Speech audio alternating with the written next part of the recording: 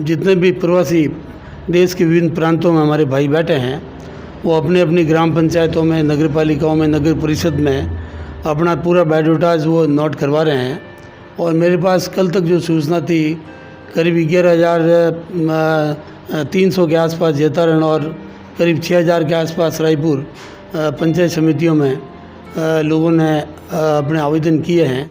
दोस्तों नमस्कार, जैतारण न्यूज़ में आपका स्वागत है। मैं हाजिर हूँ आईबी खान और आप देख रहे हो जैतारण का सबसे बड़ा जैतारण न्यूज़ यूट्यूब चैनल। देश में लॉकडाउन की स्थिति है और इस कोरोना महासंक्रमण को लेकर जनजीवन प्रभावित है और इस संकट के इस दौर में कई दानदाता आगे आ रहे हैं, कई समाज सेवी संस्थाएँ आगे आ रही, तो कुछ नेता भी इस पीड़ित लोगों की सेवा के लिए आगे आ रहे हैं। आज मेरे साथ एक बार फिर मौजूद है जैतारण विधानसभा क्षेत्र के कांग्रेसी नेता, पूर्व संसदीय सचिव श्री दिलीप जी चौधरी, जो पिछले कई दिनों से इस जैतारण विधानसभा क्षेत्र के मगरा एवं मारवाड़ क्षेत्र में जब से लॉकडाउन की स्थिति हुई है, जब से लोगों पर ये परेशानियाँ सामने आई है, तब से लगाकर आज दिन तक लगातार इनकी ओर से जो भामाशाह तैयार किया गया, यानी कि इनकी ओर से जो 36 कौम सेवा समिति का जो गठन किया, उनकी तरफ से आप सहायता करें। तो आज हम इनसे जानना चाहेंगे कि अब तक आपने क्या किया और आगे आपकी क्या योजना है। सर, आपका जैतारण न्यूज़ में स्वागत है। Thank you sir. अभी लॉकडाउन जब से लगा है और कोरोना महामारी को लेकर जो स्थितियाँ बनी हुई है, तो हम सब की जिम्मेदारी बनती है कि इतना लंबा लॉकडाउन होने से जैतारण विधानसभा क्षेत्र के कई ऐसे दाढ़ी मजदूर है, गरीब लोग हैं, ज़रूरतमंद परिवार है, उनको खाद्य सामग्री की नीड है, आवश्यकता है। उसको ध्यान में रखते हुए सभी समाज सेवी भामाशाह पूरे इलाके के अपने स्तर पर सभी काम कर रहे हैं।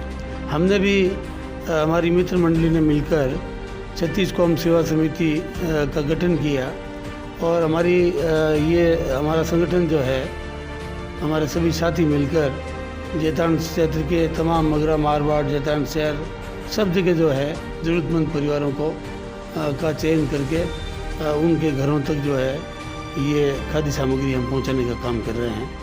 हमारी कोशिश रहेगी कि जब तक लॉकडाउन है, जितनी श्रद्धा मुताबिक जो सेवा है आमजन की, वो हम करते रहेंगे। कल रात को माननीय मुख्यमंत्री जी का भी मेरे पास फ़ोन आया था 10 बजे। तो सीएम साहब ने भी पूरे इलाके के हालात के बारे में चर्चा की। यहाँ की तमाम स्थितियाँ मैंने माननीय मुख्यमंत्री जी को अवगत करवाई और कोरोना महामारी को लेकर जिस तरह हमारे चिकित्सक, हमारे तमाम सीएससी पीएससी के डॉक्टर्स, मेडिकल स्टाफ जो काम कर रहे हैं, उन तमाम गतिविधियों से भी अवगत करवाया।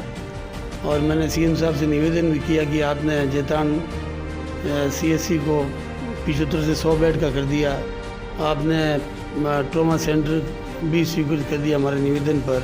तो मेहरबानी करके अब, क्योंकि कोरोना महामारी और अभी चिकित्सा सेवाओं की बहुत ज़्यादा आवश्यकता है, तो सबसे पहले आप यहाँ डॉक्टर और स्टाफ जितना हो सके आप जल्दी लगाएं। और इलाके में कई सब सेंटर अभी रिक्त पड़े हैं, कई जगह एएनएम, जीएनएम, नर्स की कमी है, तो उन स्थानों पर भी आप तत्काल वहाँ पर जो है स्टाफ भेजने की कृपा करें। तो सीएम साहब ने इस बात को गंभीरता से लिया और उन्होंने कहा कि जल्दी हम इस और सरकार काम कर रही है। सर, मैं जानना चाहूँगा, दरअसल मेरे पास भी बहुत सारे प्रवासी लोगों का फ़ोन आ रहे हैं। लाजमी बात, आप सार्वजनिक राजनीति में है तो आपके पास भी फ़ोन आते होंगे, चूँकि वो मारवाड़ आना चाहते हैं। उनके लिए आपने क्या इंतजाम, हालांकि राज्य सरकार द्वारा ये व्यवस्था भी की गई है, लेकिन आपके पास अब तक कितने आवेदन है या आपने कितने लोगों का आवेदन के लिए आपने उनको प्रेरित किया? मैं सबसे पहले तो माननीय मुख्यमंत्री अशोक गहलोत जी का आभार प्रकट करना चाहूँगा कि उन्होंने हमारे प्रवासी श्रमिकों और प्रवासी भाइयों को अपने घरों तक लाने के लिए चिंता जाहिर करते हुए उनको अपने घरों तक लाने का जो ऐलान किया है, उस रूप में पिछले 3 दिन से जितने भी प्रवासी देश के विभिन्न प्रांतों में हमारे भाई बैठे हैं, वो अपने अपनी ग्राम पंचायतों में, नगर पालिकाओं में, नगर परिषद में अपना पूरा बायोडाटाज वो नोट करवा रहे हैं। और मेरे पास कल तक जो सूचना थी, करीब 11,300 के आसपास जैतारण और करीब 6,000 के आसपास रायपुर पंचायत समितियों में लोगों ने अपने आवेदन किए हैं और भी ई मित्र और विभिन्न जो स्रोत राज्य सरकार ने सबके लिए जारी किए हैं। तो लगता है कि लगभग 22-23 हज़ार लोग जो है अब जो प्रवासी राजस्थान विभिन्न प्रांतों में रह रहे हैं वो राजस्थान आने की इच्छुक हैं। तो मेरे पास भी लगातार विभिन्न प्रांतों से फ़ोन आ रहे हैं, रात को 10, 11, 12 बजे तक भी फ़ोन। हाँ सर, मैं यही जानना चाहूँ कि मैं भी इतना परेशान हो जाता हूँ, मुझे फ़ोन स्विच ऑफ करना, कहीं आप तो फ़ोन स्विच ऑफ नहीं करते हो? नहीं, मैं तो जहाँ तक होता है लोगों की सुनता हूँ, उनको जवाब भी देता हूँ। और मेरे पास जेतान क्षेत्र के नहीं, मेरे पास 12 झालावाड़, जैसलमेर, बाड़मेर का मैं प्रभारी। आप प्रभारी रह चुके हैं, लाजमी बात है जी। तो वहाँ से भी मेरे पास फ़ोन आते हैं। तो इतने दूर वतन से अपने प्रांत से लोग बैठे हैं तो सही उनको जवाब मिलता है तो उनको एक आत्मसंतुष्टि मिलती है। तो हमारे पास में राज्य सरकार की पूरी गाइडलाइन और सारी चीज़ों की हमको जानकारी है। तो जो जानकारी हमसे मांगते हैं उनको देते हैं हम, तो लोग खुश भी रहते हैं। और राज्य सरकार का भी और प्रयास है कि जल्दी उन लोगों को अपने घरों तक लाया जा सके।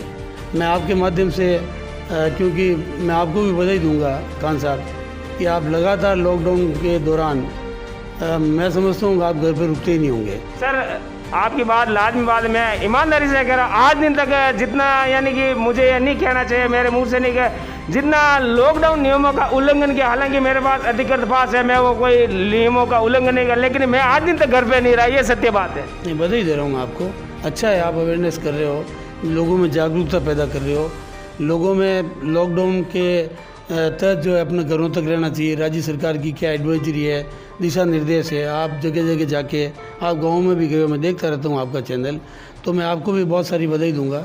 और हमारी सबकी एक जिम्मेदारी भी बनती है, हमारा एक नैतिक कर्तव्य भी है कि आज ये कोरोना महामारी का जो समय, विकराल समय इस पूरे देश, प्रदेश और दुनिया में आज लोगों को भयभीत कर रहा है, इसके लिए हमको बहुत ज़रूरी है कि हमको सावधानी बरतनी चाहिए, अपने घरों तक रहना चाहिए और बहुत ज़रूरी हो, बहुत आवश्यक हो तो ही घर से बाहर निकलना चाहिए।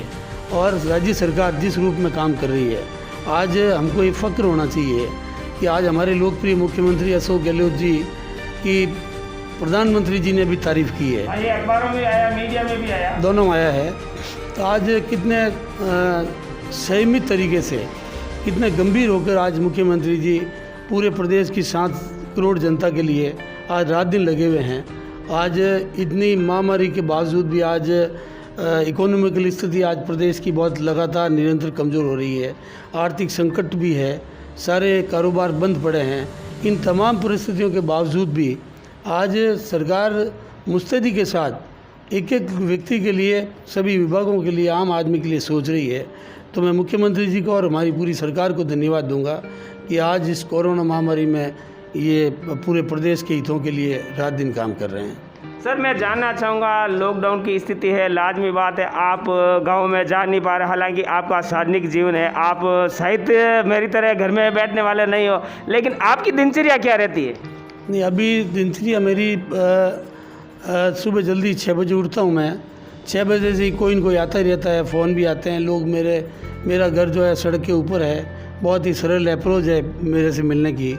तो लोग अपनी समस्या लेके आते हैं, फ़ोन पे भी बात करते हैं और देर शाम तक मैं सुनता रहता हूँ। सुबह थोड़ी देर के लिए इंदिरा गांधी शांति पार्क में थोड़ा घूमने भी जाता हूँ, वहाँ पेड़ पौधों की भी देखभाल करता हूँ, क्योंकि वो भी इस लॉकडाउन में हमारे पेड़ पौधे और पशु पक्षी वही भी परेशान है। वो मैं कल लेके आया, मैं जाकर आया, वाकई में मुझे सुकून मिला। आपका शांति पार्क है, नगर पालिका का जो शांति पार्क है, वाकई में मुझे सुकून मिला वहाँ। ये बहुत अच्छी जगह बन गई। तो वहाँ पर भी हालांकि लॉकडाउन है, कम लोगों के लिए जाने के लिए सरकार ने निर्देश जारी कर रखे हैं, लेकिन व्यवस्थाएं अच्छी है। तो आपके चैनल के माध्यम से मैं यही सबसे पूरे इलाके के आम आवाम से निवेदन करना चाहूँगा कि इस विकट परिस्थिति के अंदर हम सबको जो है सावधानी और सतर्कता बरतनी चाहिए। और हम लोग चाहे देश के किसी भी प्रांत में हमारे प्रवासी मारवाड़ी भाई बैठे हैं, मैं उनके लिए भी आपके चैनल के माध्यम से कहना चाहूँगा कि आपको चिंता करने की ज़रूरत नहीं है। राजस्थान की कांग्रेस सरकार, राजस्थान के मुख्यमंत्री अशोक गहलोत जी पूरी तरह से मुस्तैदी से जो कहते हैं वो करते हैं वो, और आपको वापस अपने घरों तक लाने के लिए सरकार जो है रात दिन लगी हुई है। बसों के इंतज़ाम हो गए, आज राजस्थान के विभिन्न जो बॉर्डर है उन बॉर्डरों पर भी अलग अलग ज़िलों के अलग बूथ भी लग गए, बसें वहाँ खड़ी है, कई रवाना भी हो गई है। तो सरकार पूरी तरह लगी हुई है और मुख्यमंत्री जी ने करीब 13-14 IAS अधिकारियों को भी ये जिम्मेदारी सौंपी है कि पूरी जिम्मेदारी के साथ आज जो भी विभिन्न प्रांतों से आज मारवाड़ी भाई हमारे राजस्थान में आएंगे तो उनसे भी मेरा निवेदन है कि मेहरबानी करके बॉर्डर पर अपना पूरा मेडिकल चेकअप कराएं और अगर आपको कोई इसी तरह की बीमारी हो आप संकोच नहीं करें, आप बिल्कुल बेहिचक चिकित्सकों को बताएं, वहाँ के प्रभारी जो अधिकारी है राज्य सरकार के आप उनको बताएं और आने के बाद कम से कम 15 दिन से 24 दिन तक अपने घरों पर रहे, घर पे बाहर नहीं निकले। ये महत्वपूर्ण बात कही आपने। दरअसल वो आते ही अपने परिजनों से मिलेंगे, इधर उधर जाएंगे, ये आपकी महत्वपूर्ण बात रही। उनको ये आप सलाह दोगे, वो अपने घर में रहे, चूँकि घर में तो रहना ही होगा, तब जाकर हम इस कोरोना महामारी संक्रमण से मुकाबला कर पाएंगे। हालांकि वो संक्रमित नहीं होंगे, लेकिन एहतियात बरतना जरूरी रहेगा। आप उनके लिए ज़रूर कुछ 2 शब्द कहें। नहीं, बहुत ज़रूरी है। मैं बहुत ये पूरे दबाव के और ताकत के साथ निवेदन के साथ कह रहा हूँ कि अपने लिए अपने बचाव के लिए आपको साउथ से जो भी हमारे प्रवासी पधारे हैं, आपका स्वागत है। आपको कोई यहाँ दिक्कत आएगी तो हम सब लोग आपके लिए बैठे हैं, लेकिन आप अपने घरों पर रहें। अगर आपके घर पे व्यवस्था नहीं है रुकने की तो राज्य सरकार ने आपके नज़दीकी स्कूलें खोल रखी है। स्कूलों में रहने का प्रबंधन है, खाने का प्रबंधन है और कोई भी बात छुपाए नहीं। आपका मेडिकल चेकअप अगर जहाँ भी साउथ में आप रहे वहाँ पर कोई चिकित्सा का आपने कुछ जांचें करवाई है वो साथ लेके आएँ। वो बॉर्डर पर हमारे जो डॉक्टरों की टीम बैठी उनको बताएं। उसके बाद में कोई दिक्कत है तो आप खुलकर अपनी मेडिकल की रिपोर्ट जो है वो आप उनको बताने का कष्ट करें ताकि कोई दिक्कत नहीं आए और यहाँ आकर बाहर नहीं घूमें। सर, मैं जानना चाहूँगा इस लॉकडाउन की स्थिति में, यद्यपि अभी तक तो मेरे पास तो कोई ऐसी सूचना नहीं है कि कोई भूखा सो रहा है, फिर भी आपकी नज़र में तो कोई ऐसा नहीं है जिनके लिए इंतज़ाम किया जा सके? हालांकि आप इंतज़ाम कर रहे हो, खुद कर रहे हो, प्रशासन की ओर से। मैं आपको निवेदन कर दूं कि मैं लॉकडाउन के दौरान पूरे जैतान क्षेत्र के ऐसा कोई गांव, बाड़ या ढाणी नहीं बची है जहां मैं नहीं गया हूं। हम सब जगह व्यक्तिगत भी मिले हैं, जनप्रतिनिधियों से बात की है, ज़रूरतमंद परिवारों से भी बात की है। ऐसा नहीं कि हमारी छत्तीसगढ़ सेवा समिति काम कर रही है, बहुत सारे संगठन कर रहे हैं, विभिन्न दल भी कर रहे हैं, समाज सेवी कर रहे हैं, भामाशाह कर रहे हैं, गांव के सरपंच भी कर रहे हैं। राज्य सरकार अपने स्तर पर जो काम कर रही है वो सबके सामने सर्वविदित है। इसलिए मैं नहीं समझता कि जैतान इलाके में या राजस्थान में कोई भी व्यक्ति बगैर भोजन के सोया हो और पूरी माकूल प्रबंधन है। अभी तो मैं खान साहब आपको बता दूं कि अभी माननीय मुख्यमंत्री जी ने एक बहुत बड़ा निर्णय किया है कि जो खाद्य सुरक्षा से हमारे जो परिवार राजस्थान के जुड़े हुए हैं उनको तो 10 किलो अनाज प्रति माह निःशुल्क अभी नियमित दिया जा रहा है। लेकिन ऐसे ऐसे हकदार परिवार जिनके नाम खाद्य सुरक्षा में नहीं जुड़ पाए, ऐसे राजस्थान में करीब 54 लाख परिवार है और करीब 5-6 लाख परिवार निराश्रित परिवार है। इनको मिला के करीब 60 लाख परिवार राजस्थान के ऐसे हैं जिनको खाद्य सुरक्षा से उनका लिंक नहीं है, पीडीएस सिस्टम से जुड़े नहीं है। उनके लिए माननीय मुख्यमंत्री अशोक गहलोत जी ने ऐलान कर दिया है कि हमको 21 रुपये किलो बाजार रेट से गेहूँ खरीद कर राज्य सरकार ऐसे 60 लाख परिवारों को आगामी महीने से 10 किलो अनाज निःशुल्क देंगे और 1 किलो दाल भी राशन की दुकानों पर निःशुल्क मिलेगी। सर, एक आम समस्या ये है, हालांकि ये लाजमी बात है, कुछ सक्षम लोग भी हैं वो भी ज़रूरतमंद लोगों का हक मार रहे हैं। ये बात सही है कि आपके बीपीएल में ऐसे परिवार हैं जो हकदार नहीं है और वो जुड़े हुए हैं, तो उनसे मैं विनम्र प्रार्थना करूंगा कि आपकी आत्मा पर हाथ रख के आप ये सोचें कि क्या आप अपना हक ले रहे हैं या उनका हक मार रहे हैं। अगर आप बीपीएल में नहीं आते हैं, आपके पास अच्छा मकान है, आप खाते पीते परिवार के हैं और अगर आपका नाम खाद्य सुरक्षा में जुड़ा हुआ है, आपको आगे होकर नाम कटाना चाहिए और उन हकदारों के लिए आपको उनका हक दिलवाना चाहिए। मैं तो सबसे विनम्र प्रार्थना कर रहा हूँ क्योंकि ये विकट समय आ गया। अब स्थितियाँ ऐसी हो गई, चाहे राज्य सरकार हो चाहे भारत सरकार हो, सबकी आर्थिक स्थितियाँ आने वाले समय में बहुत गंभीर होने वाली है। आज राजस्थान का, जिस तरह कल मुख्यमंत्री जी बता रहे थे कि आज हमारा जो आमद है, हमारी आज इकोनॉमिकल स्थिति है, वो निरंतर किस रूप में नीचे आ गई है, तो सरकार चलाना और प्रदेश की व्यवस्थाएं संभालना बहुत मुश्किल काम हो जाएगा। तो लोगों को भी अब बहुत ईमानदारी से अब सोचना चाहिए। और कुछ मित्रता भी बरतनी होगी अब, चूँकि लंबा चौड़ा परिवार जो शौक मौज थे, जो आधुनिक सुख सुविधा भोग रहे थे, उनको अब कम भी करना पड़ेगा अपन को। बिल्कुल, ये भी बहुत ज़रूरी है कि अपने खर्चों में कटौती करें और सीमित खर्चे रखें। मैं समझता हूँ कि कोरोना से कुछ लोगों को सीखने को मिलेगा। मैं अभी गांव में गया, मैं गांव में कह भी रहा हूँ कि भाई एक तो मौत मरतंग ब्याह शादी के अंदर ये साफे वाली प्रथा बंद करें, एक तो ये खर्चा बंद करें। एक आप कई सामूहिक कार्यक्रम होते हैं, सामाजिक कार्यक्रम, वहाँ एक थाली में 3 दिन 4 लोग साथ बैठ के भोजन करते हैं। मैं पिछले 6 महीने से ये बात कह रहा हूँ। हाँ, मैंने अपनी बात हुई थी, हाँ, मेरे सामने बात हुई, उस समय भी आपने कहा कि सामाजिक दूरी रहनी चाहिए। दूरी रहनी चाहिए। अब समय ऑटोमेटिक आ गया, तो अब मैं फिर याद दिलाना चाह रहा हूँ कि भाई अपना भोजन स्वयं अकेले थाली में करें, और ये ज़रूरी हो गया। अब खर्चे कम करें, साफ़ सफाई करें, स्वच्छता रखें। आज रोज़ ज़रूर स्नान ज़रूर करें, अपने कपड़े रोज़ बदलें। ये दैनिक जीवन की जो छोटी छोटी बातें हैं वो आपको ध्यान में रखनी होगी। डिस्टेंसिंग ज़रूरी है, सोशल डिस्टेंसिंग बहुत आवश्यक है। ये आपका बचाव का सबसे बड़ा साधन है। यानी कि प्रेम तो दिलों से ही हो सकता है, कोई साथ में जिमने से कोई वो प्रेम नहीं बढ़ता, प्रेम तो दिल से होता है। मैंने अभी एक पोस्ट मैंने लगाई थी, मैंने कहा देखो आज हमारे चिकित्सक मेडिकल डिपार्टमेंट अच्छा काम कर रहा है, पुलिस के हमारे जांबाज स्टाफ अच्छा काम कर रहा है, आप जैसे हमारे तमाम पत्रकार बंधु आज रात दिन लगे हुए हैं, आज हमारे पुलिस प्रशासन, ये टीचर, विभिन्न विभागों के लोग काम कर रहे हैं, सोशल वर्कर काम कर रहे हैं। तो मैंने कहा शब्दों के माध्यम से उनका आभार प्रकट करें।